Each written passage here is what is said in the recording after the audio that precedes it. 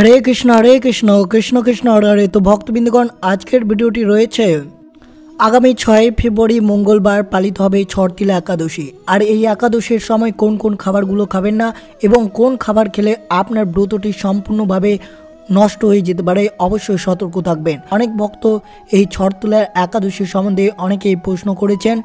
এই ছটতিলা একাদশীর সময় কি কি খাওয়া নিষেধ, এই ছটতিলা একাদশীতে কি সাবু খাওয়া যাবে, এই একাদশীতে কি কি আমাদের বর্জন করতে হবে, এই ছটতিলা একাদশীতে আমরা কি চা খেতে পারবো, অনেক ভক্তরা অনেক রকমের প্রশ্ন করেছে। আর একাদশীতে কি খেজুর খাওয়া যাবে, আবার অনেকে জিজ্ঞাসা করেছেন একাদশীতে কি আটা খাওয়া যাবে, আবার অনেকেই প্রশ্ন করেছেন এই ছটতিলা একাদশীতে কি জল খাওয়া যাবে। অবশ্যই সব কিছু আপনাদের সামনে বিস্তারিতভাবে আলোচনা করব। তো ভিডিওটি সম্পূর্ণ দেখার চেষ্টা করবেন। চ্যানেলে নতুন হয়ে থাকলে দয়া করে চ্যানেলটিকে সাবস্ক্রাইব করবেন, লাইক করবেন, কমেন্টে ভক্তি ভালোবাসা শ্রদ্ধা দিয়ে জয় শ্রীকৃষ্ণের জয় লিখে দিন। অবশ্যই ভিডিওটি সম্পূর্ণ দেখলেই বুঝতে পারবেন যে কি কি খাওয়া যাবে এবং কি কি খাওয়া যাবে না। তো অবশ্যই ভিডিওটি মনোযোগভাবে সম্পূর্ণ দেখার চেষ্টা করবেন। আপনি যদি এই 6 ফেব্রুয়ারি মঙ্গলবার ছটতিলা একাদশীর ব্রত পালন যদি করে থাকেন তো অবশ্যই করবেন এবং অন্যদেরকে এই ছটতিলা একাদশীর ব্রত পালন করতে উৎসাহিত করবেন। জয় শ্রীকৃষ্ণ। তো দেখা যাক আজকের ভিডিওটি। একাদশী ব্রত মাসে দুবার পালিত হয়। মাঘ মাসের কৃষ্ণপক্ষের একাদশী ছটতিলা একাদশী নামে পরিচিত। অন্যান্য একাদশীর মতোই এই একাদশীর বিশেষ তাৎপর্য রয়েছে। বিশ্বাস করা হয় যে এই একাদশী উপবাস করলে অক্ষয় পুণ্য লাভ হয়। এই দিনে ভগবান বিষ্ণুর পুজো করা হয়। প্রচলিত আছে 1000 বছরে তপস্যা করে এবং স্বর্ণ দান করার পর যে পুণ্য লাভ হয় তার চেয়ে বেশি পুণ্য লাভ হয় এই ছটতিলা একাদশীর উপবাস করলে। ছটতিলা একাদশী পালনের ক্ষেত্রে তিলের গুরুত্ব বিস্তার। প্রচলিত আছে এই দিনে তিল বীজ দিয়ে স্নান করলে পুণ্য লাভ হয়, সৌভাগ্যের অধিকারী হতে পারেন। অন্যদিকে এই দিনে তিলে নৈবেদ্য দিনে ভগবান বিষ্ণুকে তিল দিয়ে ভগবান বিষ্ণুর পুজো করুন। মাঘের একাদশীর ব্রত কৃষ্ণপক্ষ বা পৌষ কৃষ্ণপক্ষ হলো ছটতিলা একাদশী। ভগবান বিষ্ণু ভক্তরা দীর্ঘ উপবাস পালন করে এবং 6টি ভিন্ন উপায় তিল ব্যবহার করে, তাই এই একাদশীর নাম ছটতিলা একাদশী নামে পরিচিত, যার অর্থ 6টি তিল। এই ব্রতের উপবাস একাদশীর আগের দিন দশমী তিথিতে শুরু হয় এবং দ্বাদশী তিথিতে সকাল পর্যন্ত চলে। এই ছটতিলা একাদশী যে ভক্তরা ব্রতটি পালন করবেন তারা অবশ্যই এই একাদশীর দিন জলে কালো বা সাদা তিল রেখে স্নান করতে হবে। বিশ্বাস করা হয় যে এই ক্রিয়াকলাপটির ফলে শাস্ত্র প্রদান করে, আধ্যাত্মিক শক্তির বিকাশ ঘটে। ছটতিলা একাদশীতে পঞ্চমীতে তেল মিশিয়ে ভগবান বিষ্ণুকে অভিষেক করুন। শাস্ত্রমতে শ্রীহরিকে তিল পুজো করলে জন্ম মৃত্যুর বন্ধন থেকে সহজেই মুক্ত পাওয়া যায়। ছটতিলা একাদশীর দিন তিল দান করলে দরিদ্র, দুঃখ, দুর্ভাগ্য দূর হয় বলে ধর্মীয় বিশ্বাস অনুসারে বিশ্বাস করা হয়। এই দিনে কালো তিল দিয়ে তর্পণ নিবেদন কৃত পুরুষদের প্রসন্ন করা হয়। শনি ও রাহু কেতু এর থেকে শুভ ফলাফল পাওয়া যায়। ছটতিলা একাদশীতে তিল দিয়ে যজ্ঞ করলে নেতিবাচক শক্তি খুব তাড়াতাড়ি নষ্ট হয়ে যায়। যজ্ঞে তিল নিবেদন করুন এবং ঘরে সুখ শান্তি বিরাজ করবে। আর এই ছটতিলা একাদশীতে আপনারা যদি ব্রতটি উপবাস করেন তাহলে এই খাবারগুলো ভুল করেও খাবেন না। যেসব ভক্তরা প্রশ্ন করেছেন তাদের সম্পূর্ণ উত্তর এই ভিডিওটির মাধ্যমে পেয়ে যাবেন। প্রথম প্রশ্নটি রয়েছে, এই ছটতিলা একাদশীতে কি আটা খাওয়া উচিত? এক ভক্ত এই প্রশ্নটি করেছেন, তার উত্তর হচ্ছে এই ছটতিলা একাদশীতে আটা খাওয়া উচিত নয়। আমরা জানি যে সবচেয়ে পবিত্র উপবাস হলো এই একাদশী ব্রত উপবাস।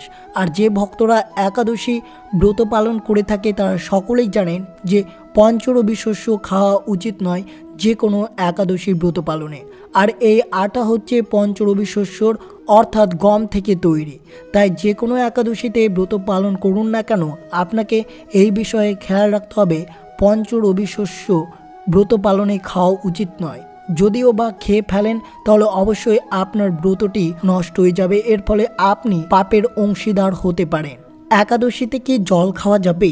হ্যাঁ, নিশ্চিত রূপে একাদশীতে জল খাওয়া যাবে। যে ভক্তরা নির্জলা একাদশী উপবাস করেছেন তারা দুপুর 12টার পর জল খেয়ে আবার ব্রতটি নিশ্চিত রূপে করতে পারে। একাদশীতে কি চা, বিড়ি, সিগারেট খাওয়া যাবে?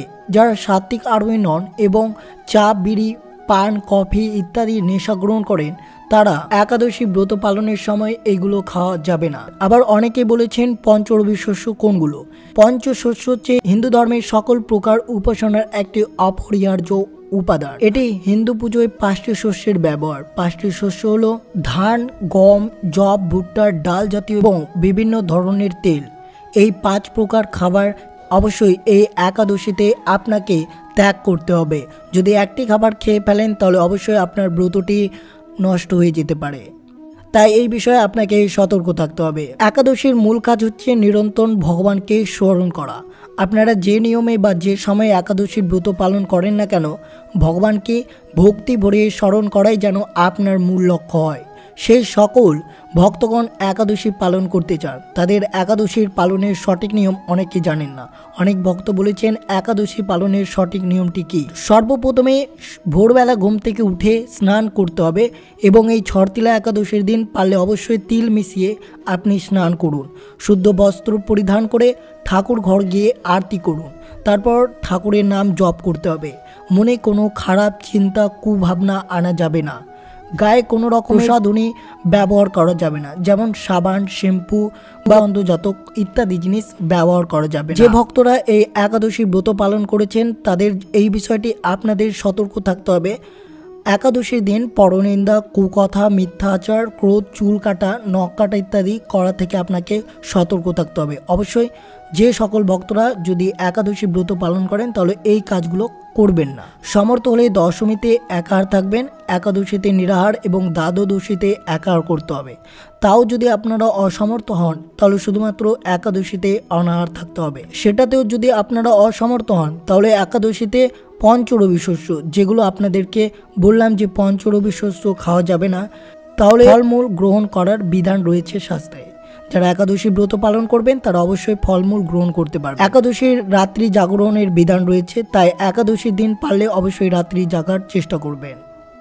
আবার অনেক ভক্তরা প্রশ্ন করেছেন যে পঞ্চরবি শস্যের মধ্যে কোন কোন খাবার পড়ে, সেগুলো একটু বিস্তারিতভাবে আপনাদের সাথে তুলে ধরুন। অনেকেই জানে না যে পঞ্চরবি শস্যের মধ্যে কোন কোন খাবার পড়ে বা কী খাবার খাওয়া উচিত নয়, তো সেটি অবশ্যই জানবেন বিষয়টি। ধান জাতীয় সকল রবি শস্য যেমন কি পাওয়া যায়, চাউল, মুড়ি, চিড়া, সুজি, পায়েস, খিচুড়ি, চালের পিঠা, খই ইত্যাদি বিভিন্ন ধরনের ধান জাতীয় যে সকল খাবার তৈরি হয় সে সকল আপনারা এই ছটতিলা একাদশীর দিন খেতে পাবেন না। গম জাতীয় সকল প্রকার যেমন বললাম আটা, ময়দা, সুজি, সকল প্রকার বিস্কুট, চানাচুর, হরলিক্স ইত্যাদি। অনেক ভক্ত বলেছেন যে আটা খাওয়া যাবে, কিন্তু না, আটা হচ্ছে গম জাতীয় অর্থাৎ পঞ্চরবি শস্যের মধ্যে একটি শস্য যেটা হচ্ছে গম। গম থেকে আটা তৈরি, তাই আটা খাওয়া যাবে না এই ছটতিলা একাদশীর দিন।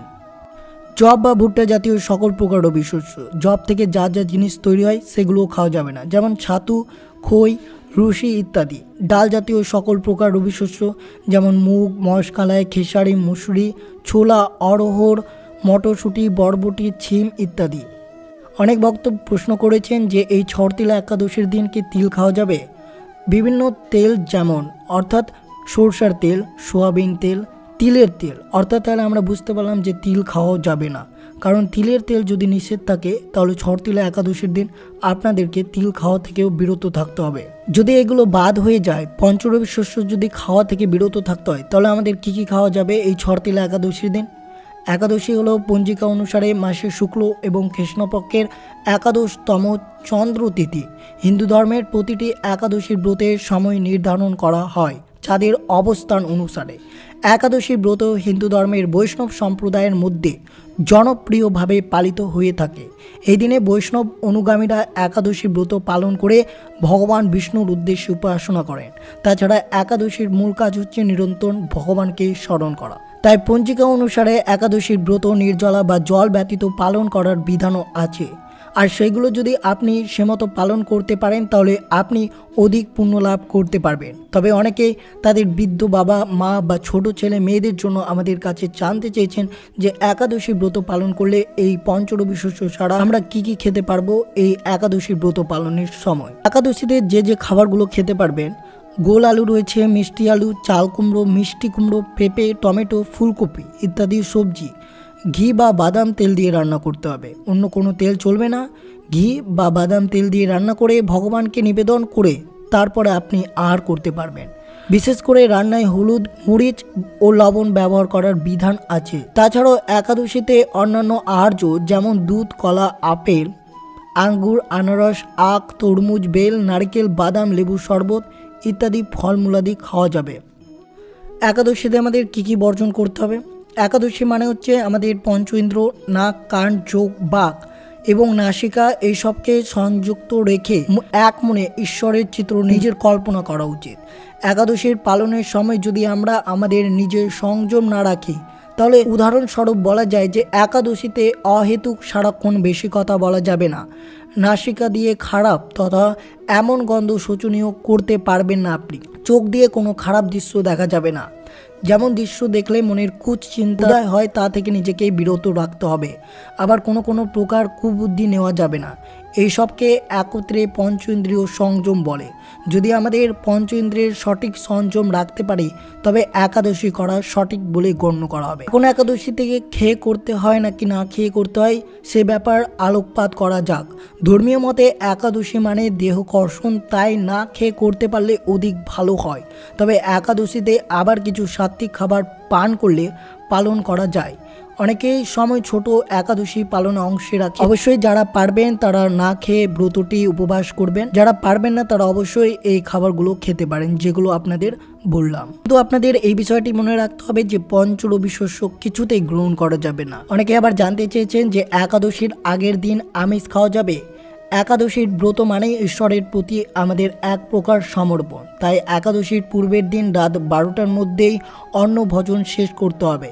তবে সেটা অবশ্যই নিরামিষ অন্নভোজন হতে হবে। একাদশীর পূর্বের দিন থেকে নিজের আত্মাকে এবং দেহকে পবিত্র রাখতে হবে। যেমন কুবুদ্ধি, কটু বাক্য, পরনিন্দা, পরচর্চা, মিথ্যা কথা বলা এবং মিথ্যে আশা দেওয়া, সহবাস, ক্রোধ এইসব সম্পূর্ণরূপে পরিহার করে পরের দিন থেকে ঈশ্বরের চিন্তায় মনোনিবেশ করে একাদশীর ব্রত শুরু করতে হবে। এইভাবে ছটতিলা একাদশীর ব্রত পালনটি আপনাদের করতে হবে। সর্বদা ভগবান শ্রীকৃষ্ণকে স্মরণ করা এবং তার নাম জপ, লীলা শ্রবণ, ব্রতের মাহাত্ম্য কথা শ্রবণ, কীর্তন এইসব দলে যোগ করতে হবে এবং পারলে অবশ্যই রাত্রি জাগরণ করবেন এই ছটতিলা একাদশীর দিন। তো এই ছিল ভিডিওটি ভালো লাগলো অবশ্যই চ্যানেলটিকে সাবস্ক্রাইব করবেন, লাইক করবেন, কমেন্টে ভক্তি ভালোবাসা শ্রদ্ধা দিয়ে জয় শ্রীকৃষ্ণের জয় লিখে দিতে ভুলবেন না এবং অবশ্যই যারা একাদশীর ব্রত পালন করেন তাদের সাথে অবশ্যই ভিডিওটি শেয়ার করবেন।